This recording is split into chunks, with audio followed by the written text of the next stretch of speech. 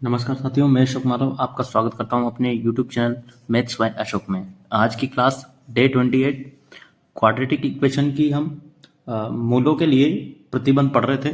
तो हमने पहला प्रतिबंध हमने पढ़ लिया था कि केवल जब एक मूल उभयनिष्ठ हो, यानी कि हमें दो क्वाड्रेटिक इक्वेशन दी हुई है a1x² b1x plus c1 equal to 0 and a2x² plus b2x plus c2 equal to 0। ये दो इक्वेशन हमें दी गई है और इसमें यदि एक मूल उभयनिष्ठ हो तो हम इक्वेशन को किस प्रकार सॉल्व कर सकते हैं, उसके बारे में हमने पिछली क्लास में पढ़ा। और आज हम ये पढ़ने जा रहे हैं कि जब दोनों मूल उभयनिष्ठ हो तो क्या होगा। तो यदि जब इन इक्वेशन के दोनों मूल उभयनिष्ठ हो तो हमारे पास एक प्रतिबंध होता है कि a1/a2 b1/b2 और c1/c2 ये तीनों आपस में इक्वल होंगे। यानी कि हमें कहीं भी यदि a1 b1 c1 का मान दिया हो, a2 का मान निकालना हो, तो हम इस प्रतिबंध की सहायता से उसका आसानी से हम मान निकाल सकते हैं। अब इसके बाद हम नेक्स्ट टॉपिक पढ़ते हैं कि द्विघात एक्सप्रेशन का अधिकतम और न्यूनतम मान कितना होगा, यानी कि मैक्सिमम और मिनिमम वैल्यू उसकी कितनी होगी। तो नेक्स्ट टॉपिक है हमारा द्विघात व्यंजक का अधिकतम एवं न्यूनतम मान।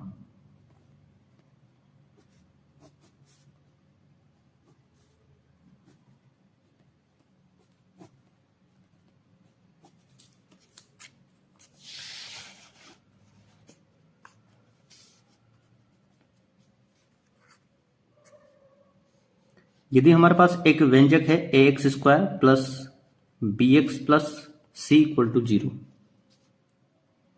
Then if a greater than 0 then minimum जो वैल्यू होगी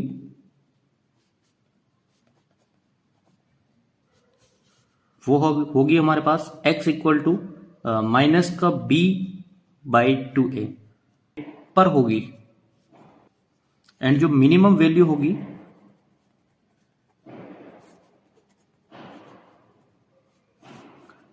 इसको हम मिनिमम वैल्यू पॉइंट कंसिडर कर लेते हैं। मिनिमम वैल्यू पॉइंट तो वो होगा हमारा x equal to minus b/2a पर, और जो मिनिमम वैल्यू होगी वो होगी -4ac माइनस b²/4a। तो इसको हम इस प्रकार भी लिख सकते हैं माइनस ऑफ डिस्क्रिमिनेंट का स्क्वायर बाय 4a। माफ कीजिएगा, यहाँ d² नहीं आएगा, d आएगा, क्योंकि डिस्क्रिमिनेंट की वैल्यू होती है हमारे पास b² माइनस 4ac। तो यहां पर b² माइनस 4ac की जगह हम d लिख देंगे, और जो डिवाइड में हमारा चल रहा है 4a वो यहां पर आ जाएगा। अब इसके बाद जब a की वैल्यू लेस देन 0 हो,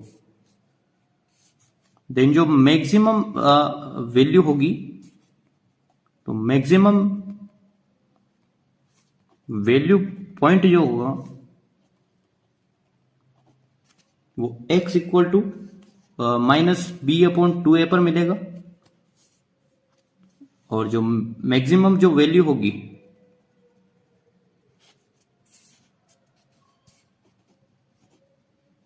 वो होगी 4ac minus b²/4a equal to minus d/4a।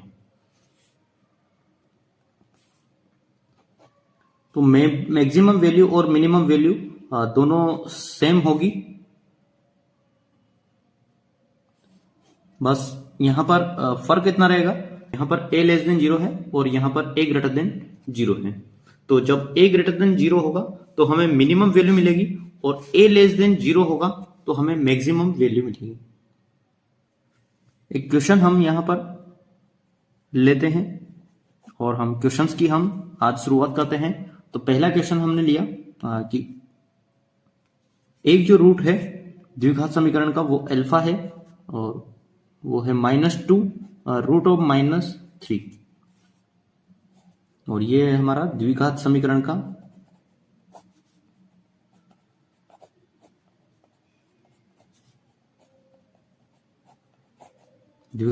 का एक मूल है, वो है alpha equal to -2 root of -3। इसको जब हम सोल्व करें तो माइनस रूट के अंदर माइनस है तो इसको हम आयोटा मानते हैं, तो आयोटा बाहर आ जाएगा एंड 3। इसका जो सेकंड रूट होगा वो इसका संयुग में कहलाएगा, यानी कि वो हो जाएगा 2 आयोटा रूट 3। ये माइनस है तो वो पॉजिटिव होगा। अब यहां से हम अल्फा प्लस बीटा यदि निकालें तो हमें मिलेगा -2 iota root of 3 plus 2 iota root of 3, और इनका एडिशन होगा वो 0 होगा। नेक्स्ट हम इनका मल्टीप्लिकेशन निकालते हैं तो वो 2 root of iota 3 multiply 2 root of iota 3, और एक के साथ माइनस आ जाएगा।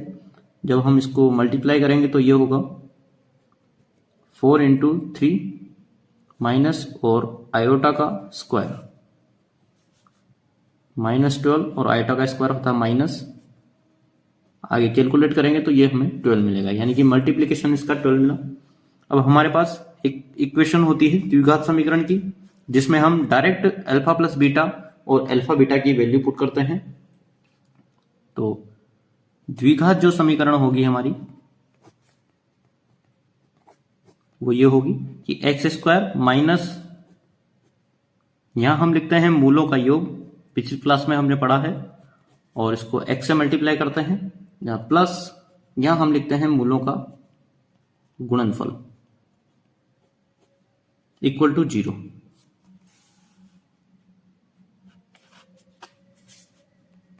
तो यहां पर हम x² रखेंगे, मूलों का योगफल हमें 0 मिला है, मल्टीप्लाई x प्लस मूलों का गुणन मिला है हमें 12 इक्वल टू 0। तो फाइनल क्वाड्रेटिक इक्वेशन हमें मिली है x² प्लस 12 इक्वल टू 0।